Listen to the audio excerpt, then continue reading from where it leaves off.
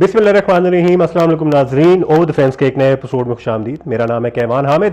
ख़वातीन और हज़रात, आप देख रहे होंगे कि over the fence is happening from a different setup, a different set, for that matter a different country. And over the fence के अंदर हम अक्सर फॉरेन अफेयर्स की बात करते हैं, पाकिस्तानी पॉलिटिक्स की बात करते हैं, लोकल अफेयर्स की बात करते हैं, people centric discussions and issues को हम हाईलाइट करते हैं। ये सब कुछ तो होता रहेगा, लेकिन आज थोड़ा बहुत जो टॉपिक है, it's going to be specific to overseas Pakistanis and specific to the middle eastern overseas Pakistanis. And इस टॉपिक को आगे बढ़ाने के लिए, इस टॉपिक में डिस्कशन करने के लिए, इस टॉपिक के हवाले से हम जितने भी क्वेश्चंस हमारे अक्सर इस्लामाबाद सेंटर से जब हम प्रोग्राम करते हैं खैबर न्यूज़ के ऊपर, जो हम रेज करते हैं, उसमें हम लोकल एस्पेक्ट तो लाते हैं, पाकिस्तानी उसमें पर्सपेक्टिव तो लेके आते हैं। जो वहाँ बस रहे हैं लोग, उनका तो हम लेके आते हैं पर्सपेक्टिव। लेकिन आज over the fence is literally over the fence, it's overseas Dubai centre से हम प्रोग्राम आज कर रहे हैं। एंड इस प्रोग्राम को आगे लेके जाने के लिए दो मेहमान हमने आज के प्रोग्राम के अंदर इंडक्ट किए हैं एंड उनका हम वेलकम करेंगे। एंड इंट्रोड्यूस मैं करवाता चलूँ। सबसे पहले जी अशफाक अहमद साहब हैं, सीनियर एडिटर हैं गल्फ़ न्यूज़ दुबई के। एंड काफ़ी वास्ट तजर्बा है इनका, 25 साल से ज़्यादा इनका तजर्बा है जर्नलिज्म के अंदर। He is been writing over a lot of different subjects and specially about the expats and overseas Pakistanis as well. इस हवाले से उनसे हम उनकी इंसाइट से इस्तिफादा हासिल करेंगे। अशफाक अहमद साहब को खुशामदीद कहेंगे। सर अस्सलाम वालेकुम। Thank you. अशफाक अहमद साहब के साथ बैठे हुए जी मुज़फ़्फ़र रिजवी साहब, जो बिज़नेस एडिटर हैं खलीज टाइम्स के।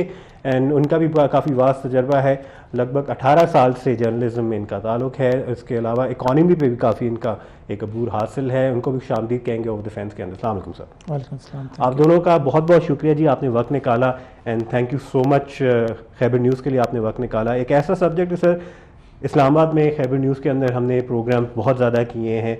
एंड हम ऑब्वियसली वहाँ KP की रिप्रेजेंटेशन करते हैं, पख्तूनों की रिप्रेजेंटेशन करते हैं।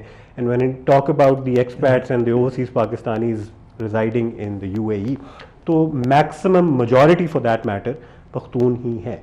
एंड ज़्यादा लेबर में पाए जाते हैं, ज़्यादा उनको फैसिलिटेशन जो चाहिए होती है फ्रॉम द एम्बेसी और फ्रॉम द पाकिस्तानी साइड। उनको अपनी रेमिटेंसेस के हवाले से भी फैसिलिटेशन की ज़रूरत होती है। साथ साथ उनको अपना जो निज़ाम चल रहा है उसके अंदर उनकी कितनी ईज़ ऑफ वर्किंग कितनी ज़्यादा आसान है। ये सारे इशूज़, सारे मसले मसाइल हम हाईलाइट तो करते रहते हैं, लेकिन इसमें पाकिस्तान का डायरेक्टली कितना फ़ायदा है, पाकिस्तानियों का कितना फ़ायदा है।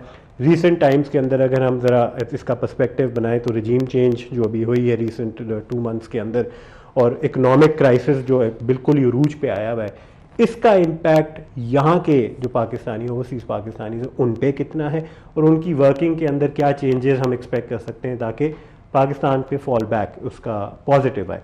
सर सबसे पहले मैं आपसे ही अशफाक अहमद साहब ये सवाल पूछता हुआ चलूँ, रजीम चेंज, इकनॉमिक क्राइसिस, यहाँ का जो ओवरसीज़ पाकिस्तानी है उसको कैसे देखता है ये सारी चीज़ों को? देखें, ओवरसीज़ पाकिस्तानीज़ यहाँ पर जैसे आपने बताया कि अबाउट मेरे अंदाजे के मुताबिक 1.6 मिलियन पाकिस्तानीज़ हैं, और आपकी दूसरी इन्फॉर्मेशन में ठीक है, ज़्यादा पख्तून हमारे ज़्यादा हैं यहाँ पर। रजीम चेंज से पहले और अभी फ़र्क इतना ही है कि रेमिटेंस के उनको पैसे ज़्यादा मिलने शुरू हो गए पाकिस्तान में। जनरली तो लोग खुश हैं कि वो 1000 दिन भेजते हैं तो 56,000 मिल जाता है, पहले 45 मिलता था। लेकिन दूसरा इम्पैक्ट भी है कि वहाँ पर इन्फ्लेशन इतनी ज़्यादा है कि उनको अभी महसूस हो रहा है, they are feeling the heat कि जो है ये पैसे पूरे नहीं हो रहे, और वो they were forced to spend more money. परेशान है लोग पाकिस्तान के सिचुएशन से, एक्सपेक्ट कर रहे थे कि सिचुएशन बेहतर होगी, कंसोलिडेट होगी, लेकिन आई थिंक शायद वर्ल्ड फिनोमिना ही ऐसा है कि लोग अंडर प्रेशर आ गए हैं। यहाँ पर काफ़ी ज़्यादा लोगों को प्रॉब्लम आ रही हैं रेमिटेंस के सिलसिले में और बाकी मामलात में भी। सही, रेमिटेंस के सिलसिले में सर जैसे आपने इन्फ्लेशन का भी जिक्र किया, इन्फ्लेशन के हवाले से मुज़फ़्फ़र साहब आपकी तरफ में आता हुआ चलूँ। इन्फ्लेशन के हवाले से ऑब्वियसली कॉमन पाकिस्तानी के ऊपर जो इम्पैक्ट है, उसका जो दबाव है, जो प्रेशर है, आप रिपोर्ट्स देख लें, रोड शोज़ देख लें, कोई भी सवाल उठाएं तो महंगाई के हवाले से टेलीविज़न मीडिया जब से आया है तो एक ही जवाब मिलता है आम पाकिस्तानी की तरफ से, जो भी आप लोकल लेवल पे प्रोग्राम्स करते हैं। इस इन्फ्लेशन का ओवरसीज़ पाकिस्तानीज़ पे जैसे अशफाक साहब ने मेंशन किया, ऑब्वियसली जितना भी भेज रहे हैं उसका ऑब्वियसली एक्सचेंज रेट के ऊपर एक इंक्रीज तो आ जाता है, लेकिन फिर भी इतनी ज़्यादा इन्फ्लेशन है कि वो रेशो मैच होता नहीं है। तो यहाँ पे किस तरीके से उस प्रेशर को हैंडल करने के हवाले से ओवरसीज़ पाकिस्तानी की क्या साइकोलॉजी हो सकती है? What are the backup plan for that? तो सबसे पहले हमें ये समझने की ज़रूरत है कि इन्फ्लेशन जो है वो एक वर्ल्ड वाइड फिनोमेना है, वर्ल्ड वाइड हकीकत है, बिल्कुल। और पाकिस्तान भी उससे बाहर नहीं है। तो जो commodity prices, energy prices international market में है, वो पाकिस्तान भी उनसे ज़ाहिरी बात है कि मुतासिर होगा। तो उसका एक इम्पैक्ट पाकिस्तान के ऊपर ऑलरेडी आ रहा था। रिजीम चेंज के बाद ये मल्टीप्लायर इफेक्ट हो गया, और उसमें इन्फ्लेशन के साथ साथ हमारे कुछ गवर्नेंस के इश्यूज़ जो है, कुछ डिसीजन मेकिंग के इश्यूज़ हैं जो हमने डिले किया, जिसकी वजह से उसको हमें उसकी प्राइस ज़्यादा पे करनी पड़ रही है। अब जो इसका इम्पैक्ट है ओवरसीज़ पाकिस्तानीज़ के हवाले से, तो यहाँ पर जो ओवरसीज़ पाकिस्तानीज़ अर्न कर रहे हैं वो तो एक लिमिटेड अमाउंट के साथ है।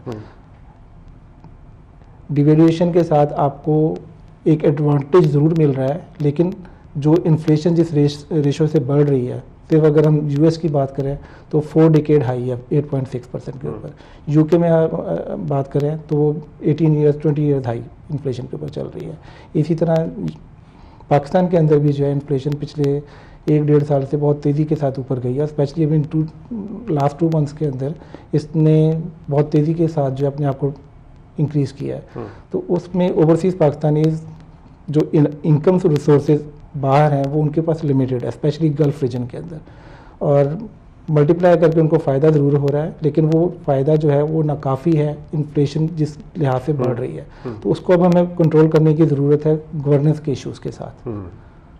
बिल्कुल, ये गवर्नेंस के इशू के हवाले से साथ में एक चीज़ कंबाइन करते हुए चलो शफाक साहब, परसेप्शन बड़ी मैटर करती है कि पॉलिटिकल टर्मोइल पाकिस्तान में चल रहा है, हालात बहुत अनसर्टन से नज़र आते हैं फ्रॉम एन आउटसाइड पर्सपेक्टिव। जब आप किसी और मुल्क में, जैसे कि अभी मैं रिसेंटली आया हूँ, तो once you look at things are done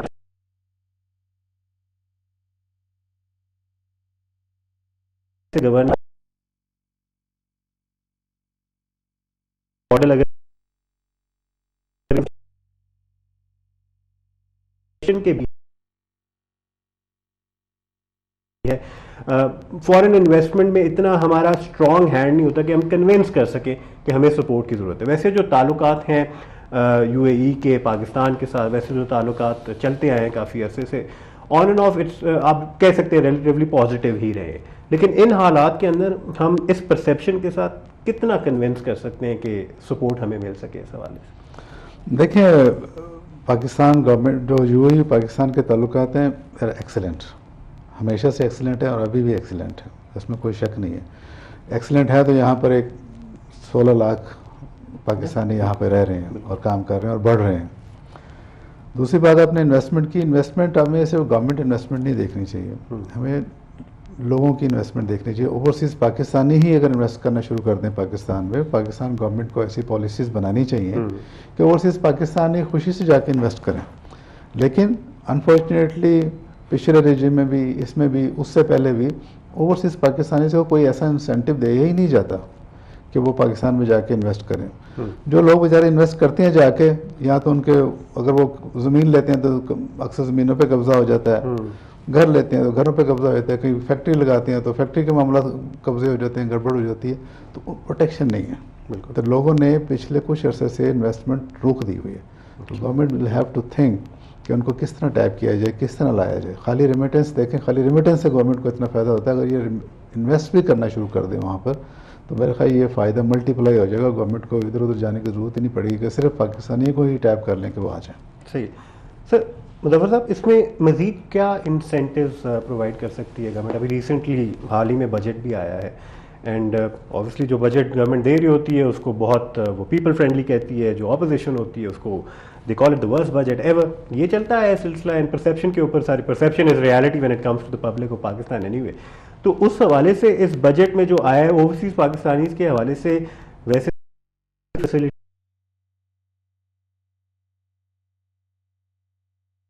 pressure साथ में तो things don't seem to be getting better. हम तो फिर फॉरेन इन्वेस्टमेंट पे जो डिपेंड कर रहे हैं वो तो हम अपने जो हमारे एक्सपर्ट्स हैं वही फैसिलिटेट नहीं हो रहे, तो इससे तो निकलना और भी मुश्किल होगा। जी बिल्कुल, आपने दुरुस्त फरमाया। मैं सिर्फ आपकी बात को आगे बढ़ाते हुए रेमिटेंसेस का जिक्र किया। अगर हम सिर्फ 5 साल के ट्रैक रिकॉर्ड को देखें तो पाकिस्तान ने ओवरसीज़ पाकिस्तानीज़ की तरफ से तकरीबन $150 बिलियन जो हैं वो हम भेज चुके हैं। लेकिन उन 150 बिलियन डॉलर्स को अगर आप एक गवर्नेंस इश्यूज को कवर अप करते हुए वाइजली इन्वेस्ट करते, यूटिलाइज करते, तो आज हमें 1-1 बिलियन डॉलर IMF के पास जाने की या अपने दोस्त ममालिक के पास जाने के लिए रिक्वेस्ट करने की ज़रूरत ना पड़ती। हम सिर्फ अपने डायस्पोरा के ऊपर डिपेंड करते, उनकी तरफ से जो अमाउंट आ रही है और जो आ रही है उसमें एक थोड़ा सा स्लो डाउन ज़रूर है, लेकिन वो स्टिल आप एक reasonable amount approximately 30 billion dollar आप कह सकते हैं सालाना ऑन एवरेज हम ले रहे हैं। और ये 30 बिलियन डॉलर सालाना एवरेज वो अमाउंट है जो हम ना फॉरेन डायरेक्ट इन्वेस्टमेंट से ले पा रहे हैं, ना हम अपनी एक्सपोर्ट्स अब तारीख की हाईएस्ट एक्सपोर्ट उसको मैच कर रही हैं।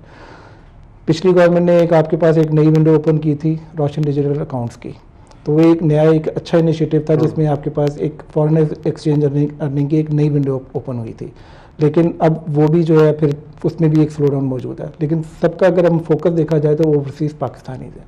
ओवरसीज़ पाकिस्तानीज़ के जिस तरह कुछ इश्यूज इशफाक साहब ने इश्यूज डिस्कस किए, अगर आप उनको एड्रेस किया जाए, अगर आप ईज़ ऑफ डूइंग बिजनेस, जी मैं कुछ मामला जो है अरबाब अख्तियार को पहले अपने लेवल के हद तक जो है इन्फॉर्म करता रहा हूँ, अगर हम ईज़ ऑफ डूइंग बिजनेस में उनको फैसिलिटेट करें, अगर हम जो है टैक्सेशन के मैयर्स के अंदर कुछ इश्यूज ऐसे हैं कि जब हम इन्वेस्ट करना भी चाहते हैं लेकिन वहाँ पे कंपनी रजिस्ट्रेशन के इश्यूज हैं, वहाँ पर हम रेमिटेंसेस जो हमारा जो ब्लू कलर वर्कर जहाँ से भेज रहा है उनके छोटे छोटे मसाइल हैं। मिसाल के तौर पे एक वर्कर जो 2 साल या 3 साल के बाद छुट्टी के ऊपर जाता है 2 माह या 3 माह के लिए, उसका फ़ोन 30 दिन के बाद जो है बंद कर दिया जाता है। अब वो 2 महीने की एक्स्ट्रा छुट्टी के लिए क्या वहाँ पे एक लोकल एडिशनल फ़ोन को बाय करे? क्या वो अपने छुट्टी पर जाते हुए अपनी फैमिली के लिए क्या कोई एक फ़ोन अपने साथ लेके नहीं जा सकता? ये एक वो छोटा सा इशू है जो उसका इम्पैक्ट बहुत बड़ा है। इसी तरह दूसरे और मसाइल जो हैं उनके बच्चों के दाखिले के हवाले से, वो अगर गवर्नमेंट उनको फैसिलिटेट करे, उनको सालाना एयर टिकट के हवाले से कुछ फैसिलिटेट करे। जो रेमिटेंसेस के अंदर एक अच्छा initiative state bank of Pakistan ने लिया है कि वो आप फ्री ऑफ कॉस्ट छोटी से छोटी अमाउंट भी यहाँ से इस गल्फ रीजन के साथ भेज सकते हैं। लेकिन इसके अलावा आप ये कुछ मैयर्स ऐसे हैं जो बाय डिफ़ॉल्ट FATF और दूसरे हम लेने पे मजबूर हुए हैं, जिसका डायरेक्टली और इनडायरेक्टली फ़ायदा हुआ है, लेकिन इसके नतीजे में हमने ओवरसीज़ पाकिस्तानी को कुछ बहुत ज़्यादा फैसिलिटेट नहीं किया।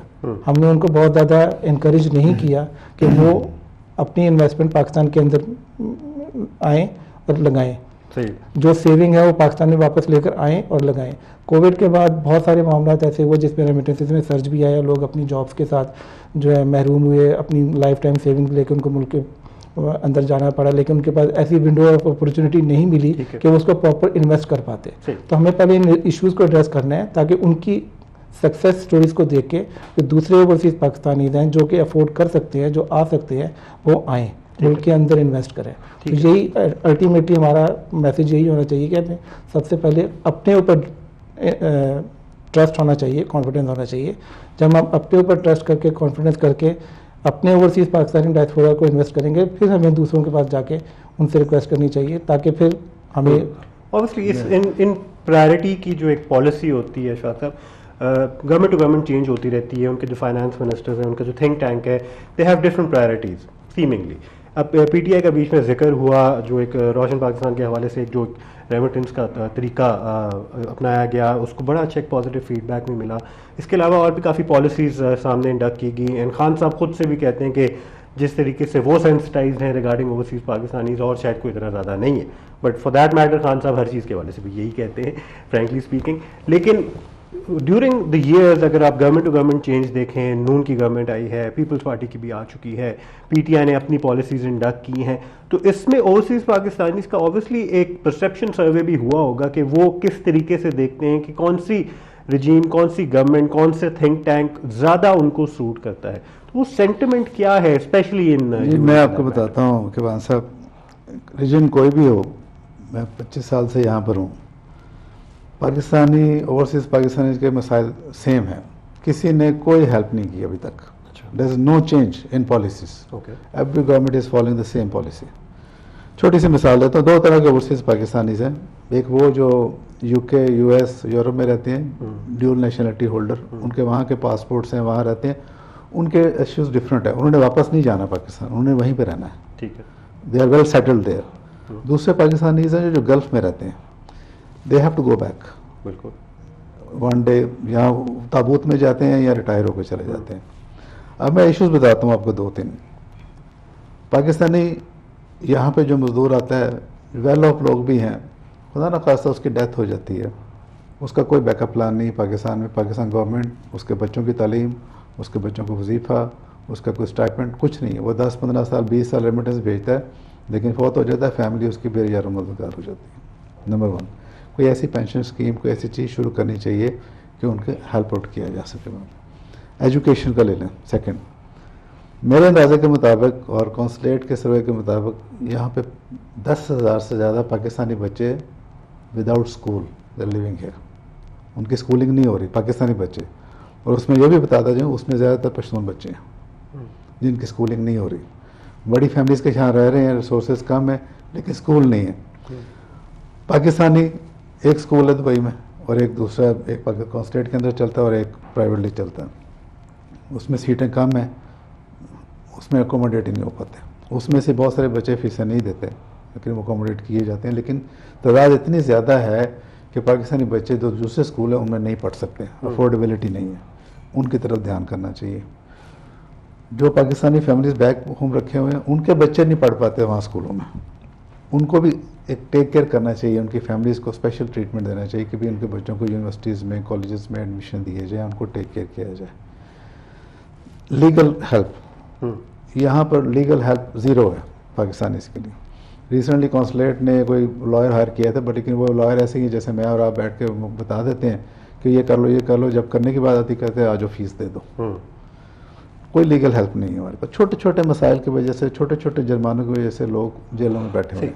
इसी हवाले से मजीद डिस्कशन भी करेंगे सर, क्योंकि काफ़ी ज़्यादा मसले मसाइल हैं जिन पे सेंसिटाइज करने की ज़रूरत है, इनको मजीद हाईलाइट करने की ज़रूरत है और पाकिस्तानी मीडिया पे ही आने की ज़रूरत है। Since AVT channel is sole representative of the Pakhtun specially, and majority जो ओवरसीज़ पाकिस्तानीज़ हैं वो पख्तून हैं। एंड दुबई में आज बैठे हुए हम, एंड दुबई के इश्यूज़ के हवाले से, दुबई में जो ख़ुद इश्यूज़ वो फेस कर रहे हैं, उस हवाले से हम जितना ज़्यादा सेंसिटाइज करें, जितनी बार बार आवाज़ उठाएं, तो जितना हम फ्लॉन्ट करते हैं ओवरसीज़ पाकिस्तानीज़ के सपोर्ट को, जितना हम फ्लॉन्ट करते हैं कि इनकी वजह से बहुत कुछ है। फॉर दैट मैटर एक वोटिंग फैसिलिटी के हवाले से भी कंसिडरेशन की गई, उनके वोट भी मैटर करते हैं, उस पर भी बहुत ज़्यादा डिबेट हुई, रिवर्स होता हुआ नज़र आया।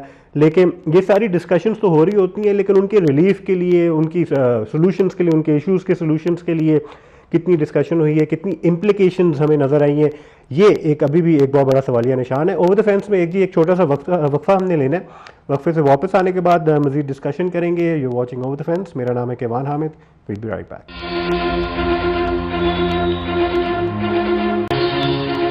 Welcome back to over the fence, मेरा नाम है Kaiwan Hamid. We are in Dubai. Over the fence हम कर रहे हैं from outside Pakistan and overseas हम बैठे हुए। आज हम प्रोग्राम कर रहे हैं exclusively for overseas Pakistanis from Dubai, and issues discuss हो रहे हैं। सॉल्यूशंस के हवाले से डिस्कशन बेस्ड तो काफ़ी प्रोग्राम्स हो जाते हैं, लेकिन इस पर कितना हम इम्प्लीमेंट करते हैं, गवर्नमेंट कितनी सेंसिटाइज होती है with all the political turmoil happening in Pakistan right now.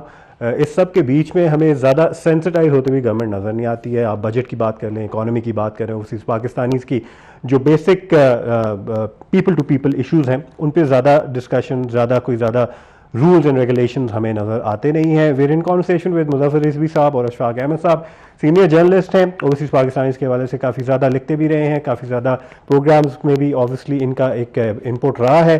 Muzaffar Rizvi साहब, हम ओवरसीज़ पाकिस्तानीज़ की अगर बात करें तो जैसे अशफाक साहब ने भी मेंशन किया कि UAE की अगर हम बात करते हैं ओवरसीज़ पाकिस्तानीज़ की, और या फिर किसी और यूरोपियन कंट्रीज़ या अमेरिका की हम बात करते हैं, तो there is a very big difference. And उधर फिर भी फ्लेक्सिबिलिटी, उधर आप कह सकते हैं ज़रा उनके पास गुंजाइश होती है कुछ चीज़ें करने की, कुछ चीज़ें ना करने की, लेकिन यहाँ पे ऑब्लिगेशंस हैं कुछ, specially when it comes to remittances. इन ऑब्लिगेशंस के एक्सचेंज में उनको कितनी फैसिलिटी मिलती है, कितनी रिलैक्सेशन मिलती है, फॉर दैट मैटर कितना सराहा जाता है इन सारी चीज़ों को जो उन्होंने करनी ही करनी है, इस हवाले से क्या कहेंगे? इसमें मैं हाईलाइट करना चाहूँगा, जैसे ऑफ द रिकॉर्ड भी हम डिस्कस कर रहे थे अभी, कि जो गल्फ रीजन का ओवरसीज़ पाकिस्तानी है तो वो तो बाउंड है कि अपनी जो भी अर्निंग्स है वो पीछे उसने मुल्क में भेजनी है, तो उसको फॉर ग्रांटेड ना लिया जाए, तो उसको उसका रिटर्न भी दिया जाए। रिटर्न आप देने की मुख्तलिफ शेप्स हैं, कि जिस तरह हमने पहले डिस्कस किया, आप उनके छोटे छोटे मसाइल हैं उनको एयरलाइन टिकट्स के अंदर आप अकोमोडेट कर सकते हैं, उनके बच्चों की एजुकेशन के अंदर अकोमोडेट कर सकते हैं, उनके पासपोर्ट रिन्यूअल्स, ID कार्ड्स की रिन्यूअल्स इसमें कर सकते हैं। जो अफोर्ड कर सकते हैं पीछे इन्वेस्ट करना, उनको आप RDA के अंदर आपने एक विंडो ओपन की है, नया पाकिस्तान सर्टिफिकेट्स है, दूसरी ऑप्शन है उसमें आप कर सकते हैं। इसको आप रोशन डिजिटल अकाउंट्स में अपनी कार, अपना घर के साथ जो है उनको कनेक्ट कर सकते हैं। जो भी यहाँ पर ओवरसीज़ पाकिस्तानी जब मुल्क से बाहर निकलता है उसके मेनली जो है 2 या 3 पर्पज़ होते हैं। 1, अगर वो अर्ली एज में निकला हुआ है तो उसके ऊपर फैमिली रिस्पॉन्सिबिलिटीज़ है, बहनों की शादियाँ करनी है या उसने दूसरे अपने घर के हवाले से जो है फैसले करने हैं, या कोई एजेड उसमें आया है तो उसमें अपने बच्चों के लिए, जो अपनी बहनों के लिए या कुछ जहाँ पे अर्न करके पीछे सपोर्ट करना है। तो उन हवाले से उनके जो इश्यूज़ कुछ इशफाक साहब ने जिस तरह हाईलाइट किया कि ज़मीन कब्जा पे हो जाता है उनके लिए नहीं है, तो गवर्नमेंट ऑफ पाकिस्तान RDA अपना घर और अपनी कार और दूसरे इसी तरह के पेंशन स्कीम वगैरह उसके साथ लिंक करके उनको हेल्प आउट कर सकती है। नंबर 2, जो वेल ऑफ हैं, जो अच्छी जॉब्स के साथ है, पीछे पाकिस्तान के अंदर इन्वेस्ट कर सकते हैं, गवर्नमेंट उनको कोई डिफरेंट स्कीम वगैरह जो है पेशकश कर सकती है कि आप आए मुल्क के अंदर इन्वेस्ट करें, स्पेशली IT सेक्टर। पॉसिबिलिटीज़ तो बहुत ज़्यादा हैं, बहुत ज़्यादा ओपनिंग्स हैं, बहुत ज़्यादा अपॉर्चुनिटीज़ हैं जिसमें इन्वेस्ट किया जा सकता है, जिसमें फैसिलिटेशन क्रिएट की जा सकती है, इंसेंटिव्स क्रिएट किए जा सकते हैं, बहुत लूप होल्स भी नज़र आते हैं कि इसके अंदर। लेकिन वही बात हुई है कि प्रायोरिटी नहीं है पाकिस्तानी गवर्नमेंट के सवाल से, कभी रही नहीं है। सर, शुरू में हमने प्रोग्राम के शुरू में मेंशन किया कि मैक्सिमम हमें लेबर क्लास यहाँ मिलती है, मैक्सिमम जो पख्तून कम्युनिटी की भी अगर हम बात करते हैं वो भी लेबर में पाए जाते हैं। तो सर, स्किल सेट के हवाले से ज़्यादा क्यों नहीं काम? जी, ये बड़ा इम्पोर्टेंट क्वेश्चन आपने किया। 80s में, अर्ली 90s में हमारी ज़्यादातर लेबर ही यहाँ पे आई थी, लेकिन लेट 90s 2000 से पिछले समझूंगा 15 से 20 साल में हमारी एजुकेटेड क्लास, IT के लोग, बिजनेसमैन, बहुत सारे लोग आने शुरू हो गए इसमें। इशू ये है कि हमारा शेयर कम क्यों है यहाँ की लेबर मार्केट में। यहाँ की इशू ये है कि वी आर नॉट ट्रेंड। जी, पाकिस्तान गवर्नमेंट को सीरियसली कहा बहुत दफ़ा इन्होंने कि हम वोकेशनल इंस्टीट्यूट बनाएंगे, ये करेंगे। सीरियसली दे शुड थिंक कि जो लोग यहाँ पर आ रहे हैं उनको 2 चीज़ें करें। एक तो स्किल सेट में ट्रेनिंग करें, अगर वो किसी लेबर में आ रहे हैं तो उनकी वो स्किल्स होनी चाहिए। वहाँ से लोग आते हैं, वो अगर इलेक्ट्रीशियन है तो उसको पता ही नहीं कि इलेक्ट्रीशियन है। They should be trained there. अक्सर मजबूरी के बेसिस पे आते हुए नजर आते हैं। जी, उसमें इसीलिए पाकिस्तान गवर्नमेंट को वहाँ पे स्क्रूटनाइज करना चाहिए कि यहाँ आगे फंस जाएं।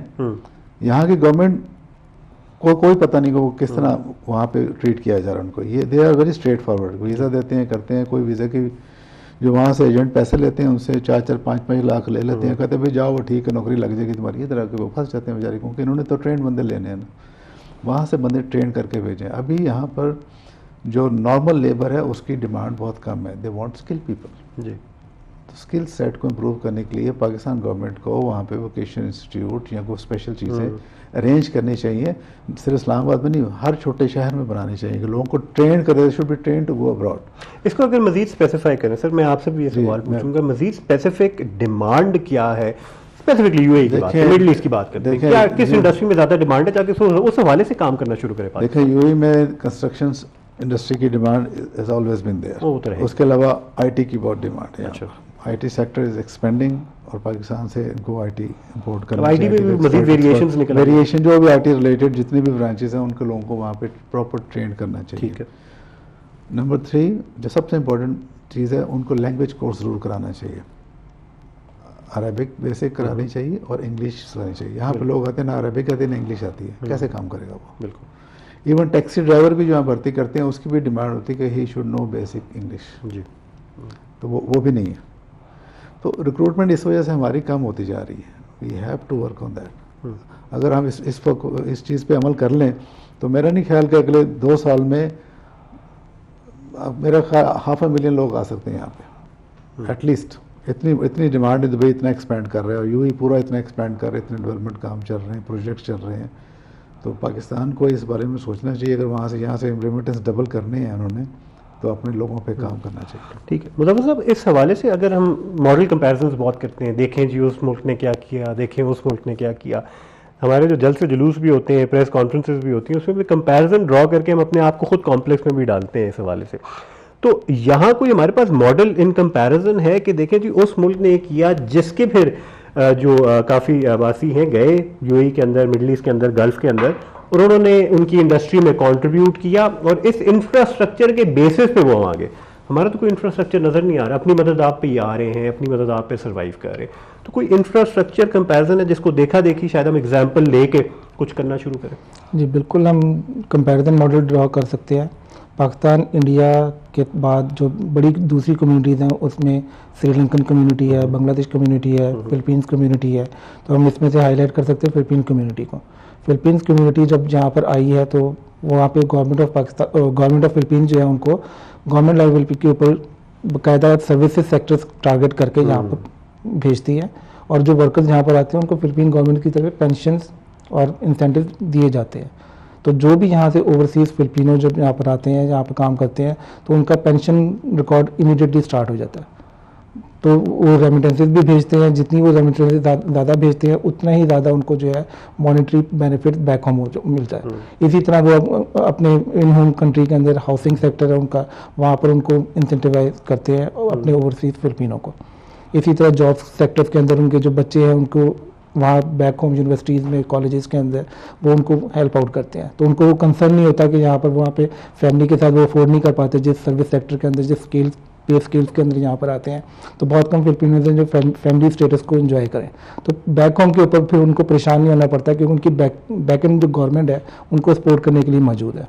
तो एटलीस्ट अगर हम उनसे सब कुछ कॉपी नहीं कर सकते तो उनका जो पेंशन स्कीम है वो हम ओवरसीज पाकिस्तानीज़ के ऊपर अप्लाई कर सकते हैं। सही है, ठीक है। शाख साहब, इसमें let's be more specific regarding Pakistan में कौन से इदारे हैं, कौन सी मिनिस्ट्री है, कौन सी ऐसा डिपार्टमेंट है जिसकी ये होली एंड सोली रिस्पॉन्सिबिलिटी बनती है, ताकि individually speaking once I go back as a journalist मैं इन इशूज़ को एड्रेस करूँ उन्हीं मुतल्लिका लोगों के साथ, and from top to bottom इसकी थोड़ी बहुत स्क्रूटनी होनी चाहिए कि these are the people sitting to address these issues, वो क्या कर रहे हैं, उनके क्या फ्यूचर प्लान्स हैं, पाइपलाइन में क्या है, ताकि बार बार उनको टैप किया जा सके। फिर ऑब्वियसली जब हम यहाँ खैबर मिडल ईस्ट में हम प्रोग्राम्स होते हैं, खैबर न्यूज़ के होते हैं, K2 के भी होते हैं, तो हम उनको रिले कर सकें कि कितने इंप्लीमेंट हो रहे हैं और कितनी सिर्फ बातों की हद तक है।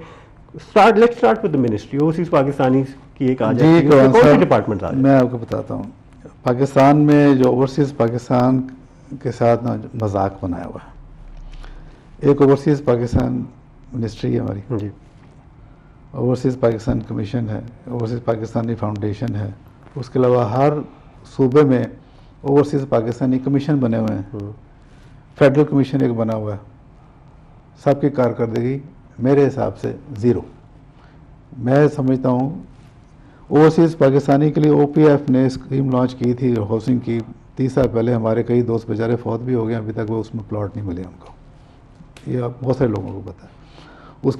इसके अलावा भी जो बहुत सारी स्कीमें ऐसी हैं जिसमें लोगों ने प्लॉट लिए हैं उनको नहीं मिले। इन सब कमीशंस को ओवरसीज़ पाकिस्तानी मिनिस्ट्री को जो एग्जिस्टिंग स्ट्रक्चर है, दिस विल नॉट वर्क।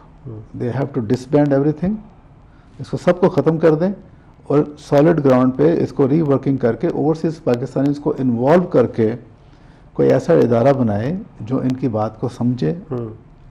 ये पाकिस्तान ओवरसीज़ मिनिस्ट्री वाले आज से 40 साल पहले की बात करते हैं जब लेबर क्लास आती थी, 30 साल पहले की बात करते थे जब लेबर क्लास।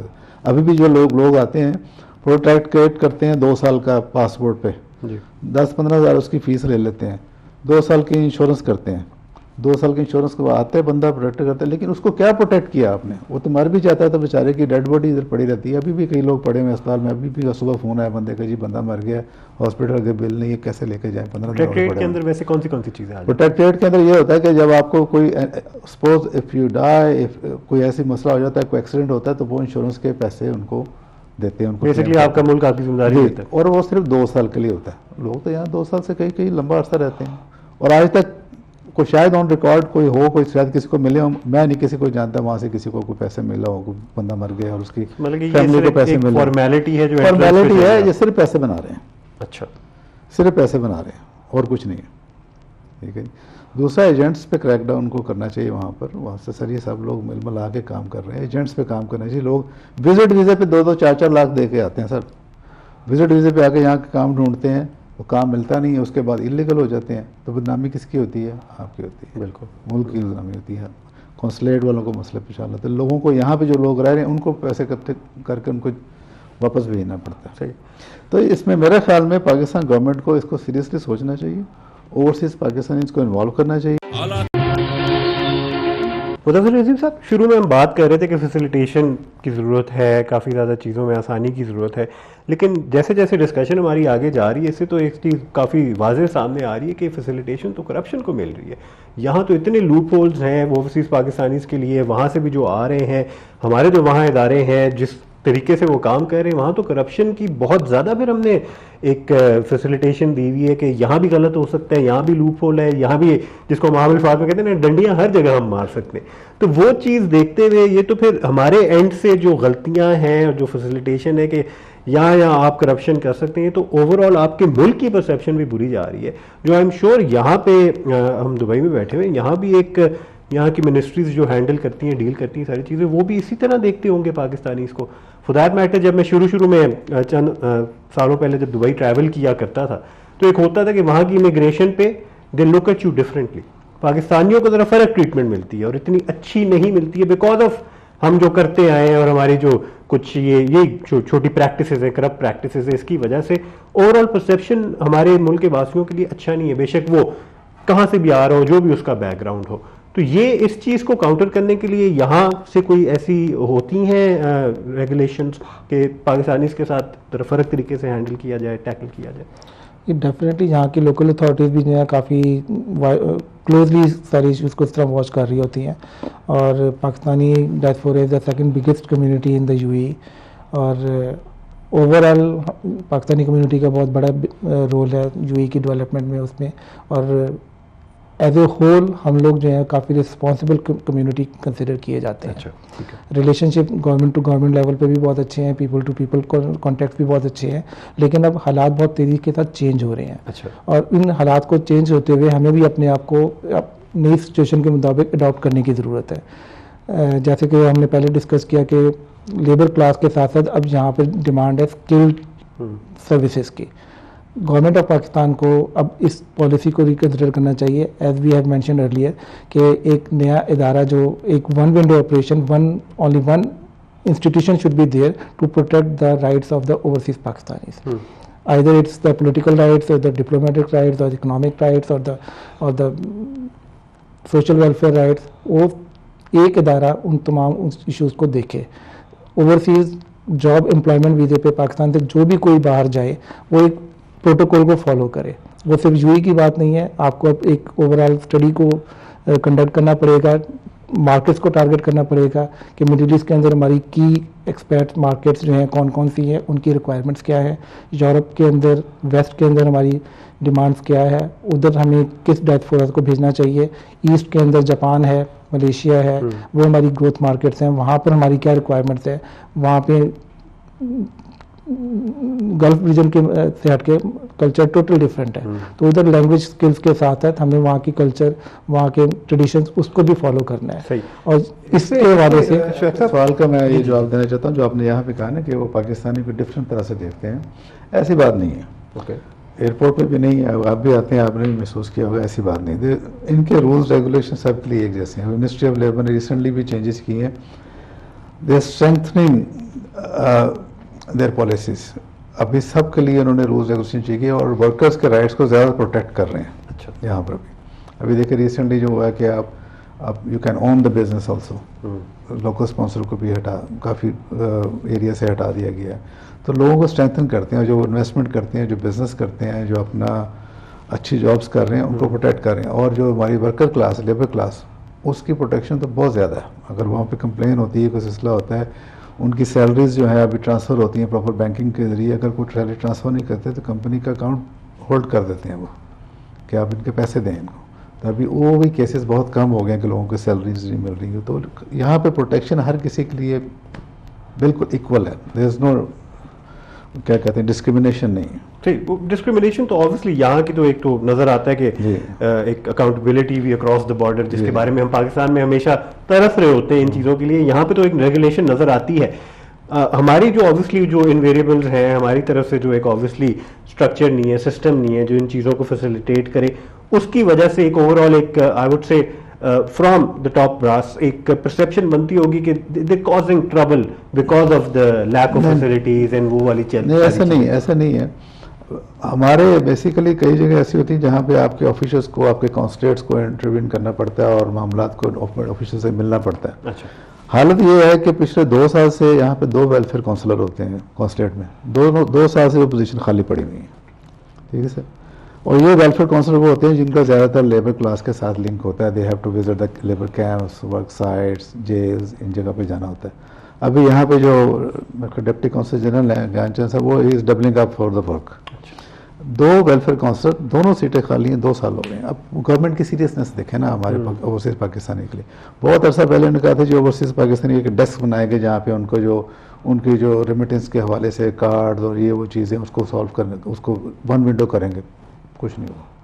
तो कॉन्सुलेट की बिल्डिंग पिछले 10 साल से 4 दफ़ा प्लान बन चुका है कि इसको बनाएंगे दोबारा।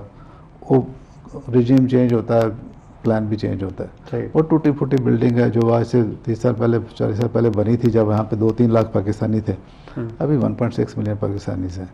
अब देखें उन्होंने को अकोमोडेट किया है इन्होंने अपने तौर पर, जो ओपन स्पेसेस को एयर कंडीशन किया है, लेकिन लोग इतने ज़्यादा हैं, 1000-1200 विजिट्स हैं डेली कॉन्सुलेट के। तो पाकिस्तान गवर्नमेंट को नज़र नहीं आता कि पाकिस्तानियों को क्या ख्याल करना है। उनको थोड़ी रिस्पेक्ट ही दे दें, उनको बैठने की जगह दे दें। मैं आपको बताऊं कि it's the most earning consulate in the world Pakistan के लिए पोटेंशियली बिल्कुल सबसे ज़्यादा इनकम यहाँ पर है। हम 17% हर पासपोर्ट पे दे रहे हैं पाकिस्तानी, वेलफेयर टैक्स देते हैं। उसके बाद वेलफेयर, उसके अलावा इनके दूसरे टैक्सेस होते हैं। मोस्ट अर्निंग वेलफेयर, और इसकी हालत जो है वो I think one of the worst in the world. Once again वही वाली बात आ जाती है कि करप्शन के बहुत ज़्यादा इसमें नज़र आते हैं सर। अच्छा सर, एक शुरू में भी जैसे हमने मेंशन किया कि 1.6 मिलियन पाकिस्तानी एंड उसके अंदर मेजॉरिटी जो एथनिसिटी आपको नज़र आती है वो पख्तूनों की नज़र आती है। इसके अंदर ऑब्वियसली आप दोनों हजरात ने भी इस पर थोड़ा बहुत चेक किया होगा कि व्हाट इज़ द रीज़न कि पख्तून सबसे ज़्यादा इंकरेज होता है यहाँ आना, क्या वजह है, क्या उसका इंसेंटिव क्या होता है? Why the middle east, why Dubai, Sharjah, ये सारी एरियाज़, यहाँ आने का इंसेंटिव क्या होता है? क्या वजह है कि पख्तून सबसे ज़्यादा यहाँ पे आ रहे हैं? क्या वजह है कि इमिग्रेशन उनकी सबसे ज़्यादा है?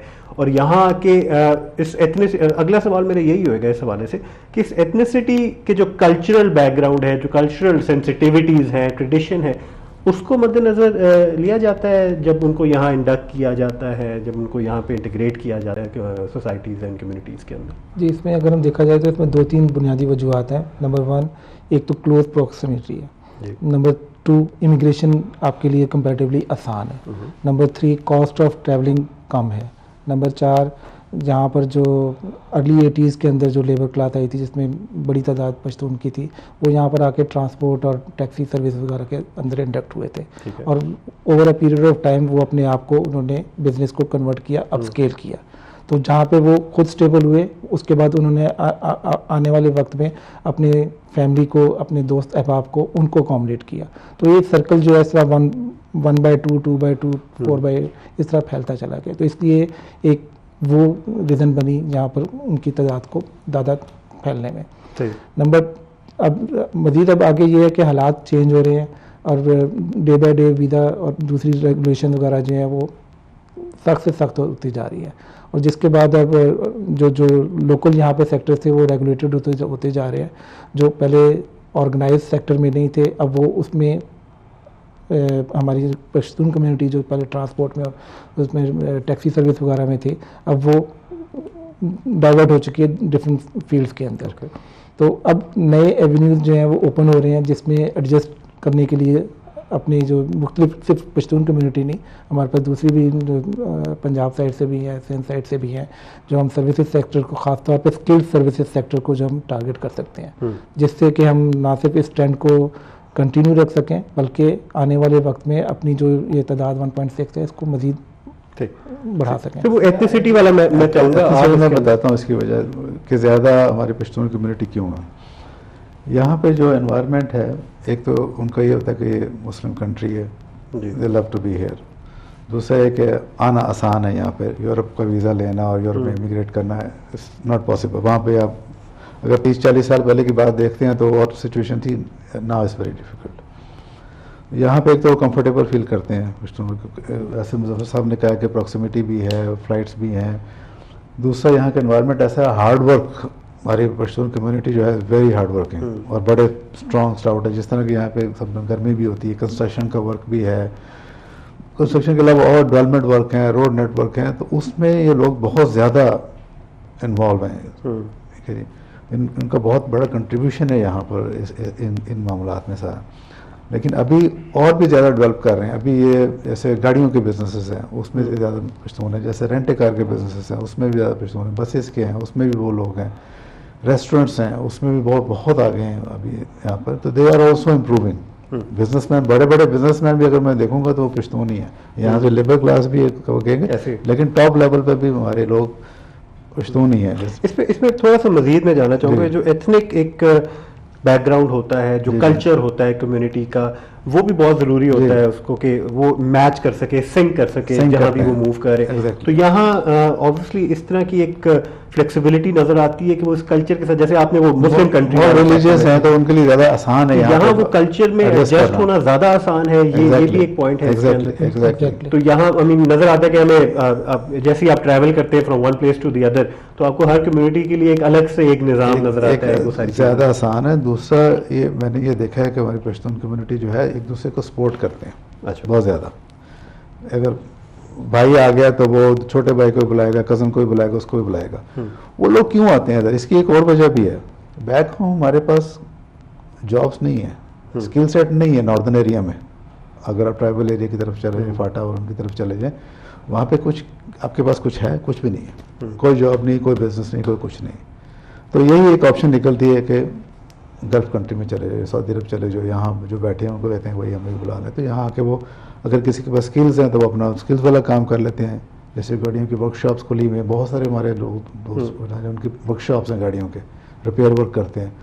जो नहीं कुछ भी नहीं कर सकते वो ड्राइविंग कर लेते हैं, कंस्ट्रक्शन में चले जाते हैं। तो वही आई थिंक जो बैक होम भी हमारी सिचुएशन है उसमें भी ये काफ़ी बहुत बहुत बहुत बड़ा कंट्रीब्यूशन है कि लोग यहाँ पर उस कम्युनिटी से ज़्यादा आते हैं। बिल्कुल सर। इसमें पश्तून कम्युनिटी की हम बात कर रहे हैं तो एक तो आपकी पश्तून कम्युनिटी पाकिस्तान की हो जाती है।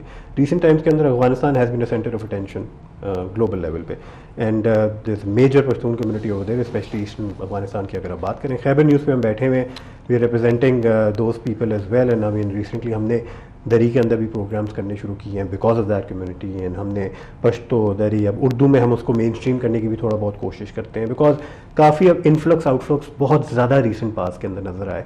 तो ये मिडल ईस्ट तक भी इसका कोई इम्पैक्ट हुआ है? अफगानी जो स्पेशली पश्तून बेल्ट के जो हैं वो भी यहाँ इस तरफ आ रहे हैं, ये आपस में किस तरह मर्ज कर, पाकिस्तानी पख्तून और अफगानी जो पख्तून है उसमें क्या एक है सिनर्जी है इस हवाले से? ये डेफिनेटली उधर भी है। अफगानी जो है सिनर्जीज जो है वो काफ़ी अर्से से इंस्टेबिलिटी का शिकार थे, तो उनके लिए भी एक जो वे आउट थी या पाकिस्तान थी या फिर गल्फ़ कंट्रीज़ थे।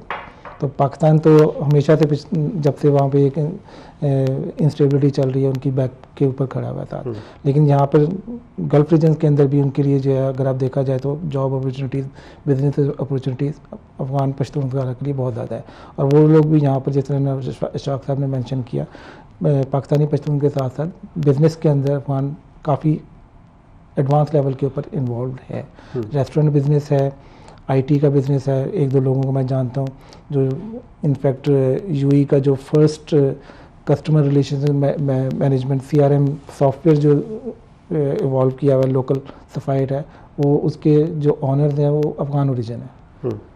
तो वो यहाँ पे माशाल्लाह जो है काफ़ी अच्छा सेट एस्टेब्लिश बिज़नेस कर रहे हैं। इसी तरह उनके बहुत सारे दूसरे कोलीग्स हैं, वो इसी तरह ऑटो बिज़नेस के अंदर और रेस्टोरेंट बिज़नेस के अंदर भी यहाँ पे मौजूद है, शिपिंग के अंदर भी यहाँ पे मौजूद हैं। तो एक विंडो ऑफ अपॉर्चुनिटी पाकिस्तान के साथ साथ गल्फ़ कंट्रीज़ ने भी अफगानिस्तान को भी दी गई है। तो वो भी एक बहुत क्लोज रिलेशनशिप है, तो उसको हम डिनाई नहीं कर सकते। इसमें sir since last part of the programme हमारा चल रहा है, अब मीडिया में हम बैठे हुए representing a very large community of पख्तून्स जो spread all across the world हैं। एंड अगर हम इमिग्रेशन की बात करें तो ना सिर्फ गल्फ़ और मिडल ईस्ट बल्कि बाकी ममालिक में भी सबसे ज़्यादा हमें पश्तून कम्युनिटी ही जाती हुई नज़र आती है, एंड डिफरेंट सेक्टर्स में एडजस्ट होती हुई नज़र आती है। Hard working passionate people. यहाँ हम इस वक्त बैठे हुए middle east chapter obviously represent कर रहे हैं। मीडिया किस तरीके से क्या पॉजिटिव रोल प्ले कर सकता है ताकि एक तो अवेयरनेस भी हो, फैसिलिटेशन के हवाले से सेंसिटाइजेशन भी हम बार बार करते रहें अपने करंट अफेयर प्रोग्राम्स में, बाकी सिंस जैसे मैंने मेंशन किया था कि एथनिक बैकग्राउंड की वजह से कल्चरल एक बैकग्राउंड है फॉर द पख्तून स्पेशली, जिससे बहुत ज़्यादा लगाव है उनको, तो उसमें मज़ीद क्या काम किया जा सकता है as a community? They love their music, they love their culture, एक पख्तून वली का भी एक उनका बहुत एक पॉपुलर एक चल रहा होता है, तो उस हवाले से क्या मज़ीद क्या काम किया जा सकता है मीडिया के अंदर, क्या क्या किया जा सकता है ताकि सही माने में एक एथनिक उनकी जो एक रिप्रेजेंटेशन है वो भी अच्छी की जा सके? खान साहब, आपने बड़ा ज़बरदस्त ये सवाल किया। कोई भी चैनल सिवाय खैबर टीवी के पाकिस्तानी ओवरसीज़ पाकिस्तानी डायस्पोरा को हाईलाइट नहीं कर रहा। वन ऑन ऑफ इवेंट जो होते हैं, कभी कुछ ने कर दिया किसी इवेंट की रिपोर्टिंग कर दी, लेकिन जिस तरह आप लोग कर रहे हैं पाकिस्तानी के को डिस्कस करते हैं, उनको सुनते हैं, उनको बुलाते हैं, इस तरह को पाकिस्तान का कोई भी चैनल नहीं कर रहा। मेरे ख्याल में पाकिस्तान के जो मेजर चैनल हैं, जैसे आप हैं, बाकी उर्दू चैनल भी हैं, उनको भी चाहिए कि पाकिस्तानियों को सुने, ओवरसीज़ पाकिस्तानी से बात करें, सिर्फ ऑफिशियल वर्जन मत लें। हमारे कॉन्सुलेट के लोग, एम्बेसी के लोग काम कर रहे हैं, लेकिन ज़्यादातर होता है कि वो उन्हीं के इंटरव्यू चलते हैं, तो वो काम करते हैं अपनी जगह, वो ठीक है, अच्छा काम कर रहे हैं माशाल्लाह। अभी भी कौंसल जनरल साहब हसन साहब अच्छा काम कर रहे हैं, is trying to put community together. लेकिन यह है कि मीडिया को उनके लिए प्रोग्राम बनाएं, उनके लिए ड्रामेज बनाएं, ओवरसीज़ फोकस्ड ड्रामे बनाएं।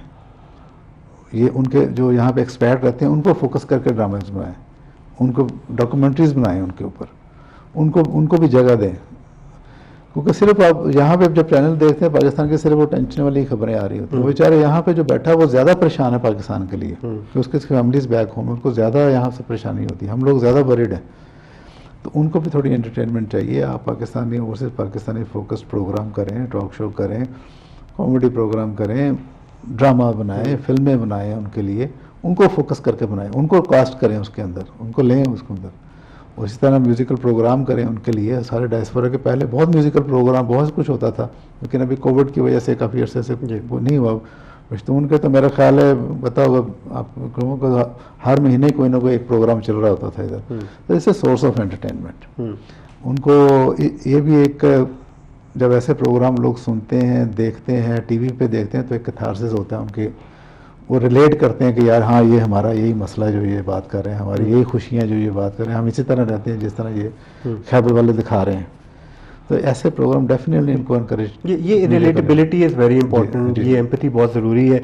मुज़फ़्फ़र साहब, आपसे भी ऑलमोस्ट यही सिमिलर सवाल करूँगा कि हम obviously as a network of channels हम जो कर सकते हैं, जैसे यहाँ हर शख्स, हर फैमिली अपनी मदद आप एक वो चीज़ कर तो रहा है जिसमें self sustainability is very important, तो यहाँ स्टेट लेवल पे हम किन इदारों पे डिपेंड कर सकते हैं कि वो सपोर्ट में आए, साथ मिल के एक मीडिया के साथ कुछ करें, ऐसी एक्टिविटीज़ करें जिसमें रिलेटिबिलिटी भी हो, एम्पैथी भी हो, जैसे कि शाख साहब ने मेंशन किया कि ऐसी रिप्रेजेंटेशन हो जो सिर्फ खबरों की हद तक महदूद ना हो और ऑफिशियल स्टेटमेंट्स ना हो, बल्कि ह्यूमन लेवल पे हम कुछ ऐसी चीज़ें लेके आएँ ताकि जो एज ह्यूमंस जो एक यहाँ की कम्युनिटी है उनकी भी नुमाइंदगी हो, उनको भी घर की याद भी दिलाएं और घर वालों को भी थोड़ा बहुत पता चले कि बाहर कैसे निज़ाम चलता है। तो यहाँ कौन से ऐसे इदारे हैं जिनके साथ मिल के मीडिया काम कर सकता है, for that matter AVT channels काम कर सकता है, जो इन चीज़ों को ज़रा ज़्यादा फ्रीक्वेंटली आगे लेके चले?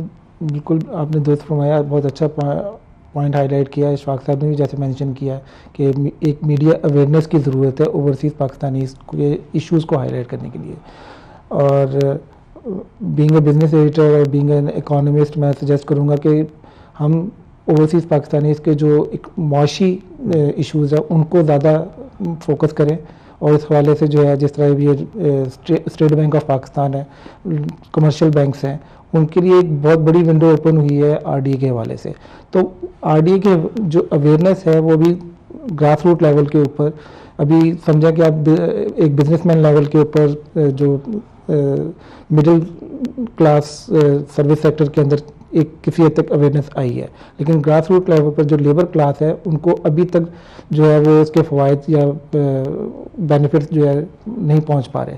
उसके लिए कॉम्पैक्ट मीडिया कैंपेन अवेयरनेस चलाने की ज़रूरत है, क्योंकि वो लेबर क्लास जो मजदूर जो भी अपना एटीएम कार्ड को ऑपरेट नहीं कर सकता, वो उसको कैसे पता चलेगा कि मैंने रेमिटेंसेस को सही पाकिस्तान भेजने का वक्त कौन सा है। और मैं RDA के नया पाकिस्तान सर्टिफिकेट के अंदर कैसे इन्वेस्ट कर सकता हूँ, पाकिस्तानी स्टॉक मार्केट्स के अंदर मैं कैसे अपनी सेविंग्स को इन्वेस्ट करके अपने इश्यूज़ को सॉल्व कर सकता हूँ, मैं कैसे अपने पेरेंट्स के लिए जो है कोई कार स्पॉन्सर करके उनके लिए ट्रांसपोर्ट के मसाइल के इश्यूज़ को सॉल्व कर सकता हूँ, मैं इन द लॉन्गर रन अपनी फैमिली के लिए, अपने बच्चों के लिए घर को एक over a longer period 15 year 20 years जो एक गवर्नमेंट ऑफ पाकिस्तान ने, स्टेट बैंक ऑफ पाकिस्तान ने एक फैसिलिटी आपको दी है, लेकिन मुझे नहीं पता मैं उसको कैसे अवेल करूँ। सही। आप उसको जब तक ग्रास रूट लेवल के ऊपर हाईलाइट नहीं करेंगे, उनको डायरेक्ट उनके कंपनीज तक, उनके लेबर कैंप्स तक, उनके घरों तक, उनके, और ये मीडिया एक वाहिद प्लेटफॉर्म है जिसमें आपका बहुत अच्छा इनिशिएटिव है, इसमें बाकी दूसरे मेन स्ट्रीम मीडिया के उनको भी आना चाहिए, उनको भी इन इश्यूज़ को हाईलाइट करके उनको एक सोल्यूशन देना चाहिए। हमें बीइंग अ मीडिया सिर्फ चैलेंजेस या प्रॉब्लम्स को नहीं हाईलाइट करना, हमें सोल्यूशंस भी प्रोवाइड करने हैं। तो सोल्यूशन प्रोवाइड करें और उसमें हम दूसरों की तरफ देखने के बजाय सबसे पहले अपने उसमें खुद उनको गाइड करें कि भाई ये एक सोल्यूशन है, ये आपको प्रॉब्लम है, ये एक सोल्यूशन है। उसके बाद बॉल जो है गवर्नमेंट के ऊपर प्रेशर मजीद आएगा कि भाई आपके पास प्रॉब्लम भी हाईलाइट हो गया, आपके पास सोल्यूशन भी मौजूद है, तो इम्प्लीमेंट करने में आपके पास क्या अमल माने हैं। मुस्तफा रिजवी साहब, बहुत बहुत शुक्रिया आपका। शाकिर साहब, बहुत बहुत शुक्रिया Thank you so आपका। दोनों मेहमानों का बहुत बहुत शुक्रिया आज के प्रोग्राम के अंदर, personally and as programme host as well. एक बहुत इनलाइटनिंग प्रोग्राम था, काफ़ी हमने चीज़ों के ऊपर डिस्कशन की एंड काफ़ी चीज़ों को हाईलाइट किया। आने वाले वक्तों के अंदर मेरी as an anchor person, as a journalist, यही कोशिश रहेगी कि इन इश्यूज़ को लोकल लेवल पे भी एड्रेस किया जाए। जब वंस आई गो बैक हम मुतल्लिका इदारे के जो लोग हैं उनको भी इनवाइट करें, उनसे यही सवाल आगे हम परसू करें और उनसे उनके सॉल्यूशंस मांगें और पूछें उनसे कि वो उस हवाले से क्या कर रहे हैं। एंड ये जो सिंक्रोनाइजेशन है ये कांस्टेंट रहेगी, कंसिस्टेंट रहेगी, तो शायद सॉल्यूशन भी आहिस्ता आहिस्ता निकलना शुरू हो जाए। हमने मुतल्लिका इदारे को, रेलेवेंट इदारे को हमने सेंसिटाइज करना है इस हवाले से, एंड जो इदारों के ऊपर जो हेड्स बैठे हुए हैं उनको भी मजीद सेंसिटाइज करो। उन पर कॉन्स्टेंट प्रेशर जो मीडिया का एक फ़र्ज़ होता है वो कांस्टेंट प्रेशर हमने रखना है ताकि they do something about it, and once they don't then criticism भी हमारे लिए जायज़ हो जाती है, वो भी उतना ही फ़र्ज बन जाता है और हम उनको क्रिटिसाइज़ करके एक्सपोज भी करेंगे, फिर हमें कोई नहीं ब्लेम कर सकता। लेकिन उससे पहले we will bring them on screen, we will give them a platform to tell their side of the story.